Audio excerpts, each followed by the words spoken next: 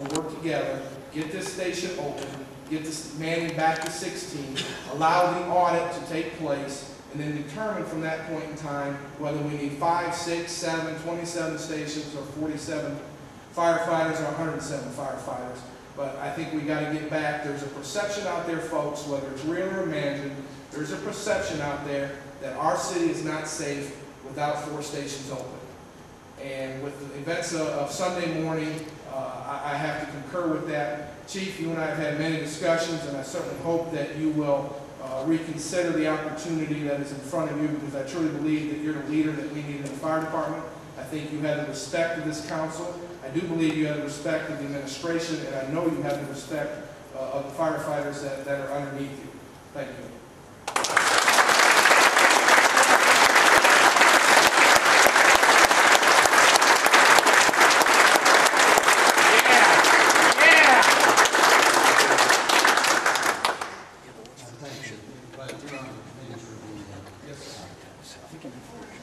Okay. Any other remarks, Councilman? No other councilman, Mr. President. Reports. Let's go to petitions or remonstrances from the lobby. Dean Marks and Attorney Pat Riley, and the status of the Elyria Fire Department.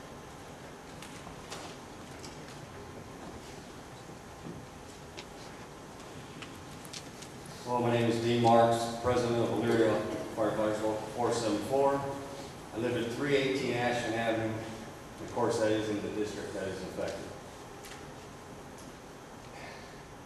You know, I'm actually glad that this has all come out, and we're going to sit here and talk about this, because we've had countless meetings in regards to this.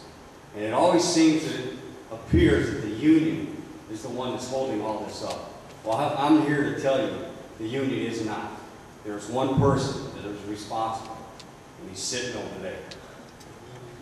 The Elyria firefighters have been trying to educate both the public and the administration on the importance of maintaining 4 stations and minimum manning standards in the city of Elyria. It started back when we offered the council and administration a chance to go to Fill the Heat program. This is done at the Ohio Fire Academy, which gives them a chance to see what firefighters go through in a controlled environment. 2 councilmen took the union up on their offer, Tom Callahan and Vic Stewart. They were both sent at the union's expense to attend. And after attending the course, they both stated they had a new understanding about firefighting. The union has long lobbied for hiring personnel with the administration because they knew that if the personnel kept dropping, overtime would increase and safety would be jeopardized. In prior contracts, the union has taken concessions and placed all the new hires on a 56-hour work week. This is something unheard of. And this was to encourage the administration to hire, which they had not. Chief Zielinski repeatedly asked in his annual reports to hire additional firefighters because of the loss due to retirement and personnel leaving. But the overall numbers continued to decrease as overtime went up. Minimum manning was cut, and Station 2 was essentially closed. At the union's expense, a GIS study was done on the Elyria Fire Department to educate and show council and the public the effects of closing Station number 2 and reducing minimum manning to 14. This was presented as a PowerPoint at a council meeting. At this time, an independent audit was called for by the public and council. Yes, there were a few meetings held with the audit committee that I am a part of. The meetings were called off by the mayor. Scheduled appointments canceled by the mayor. Chief Zielinski takes a leave of absence.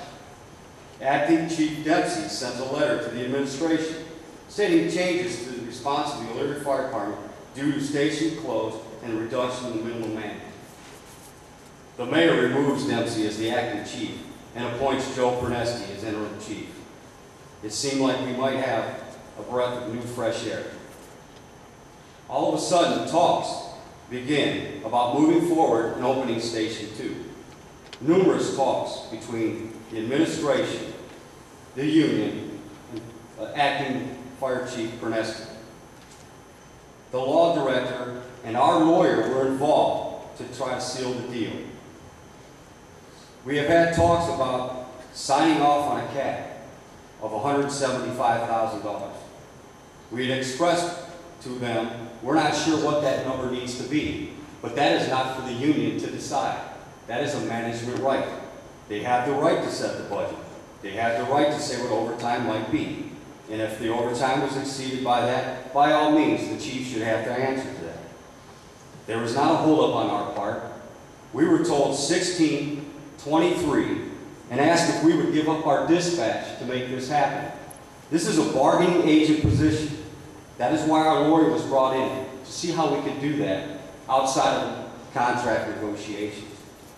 We have spent the money on our lawyer to try to make this work, because we know that 16 and 23 and Station 4 open, or 4 stations open, Station 2, is what the city needs to keep it safe.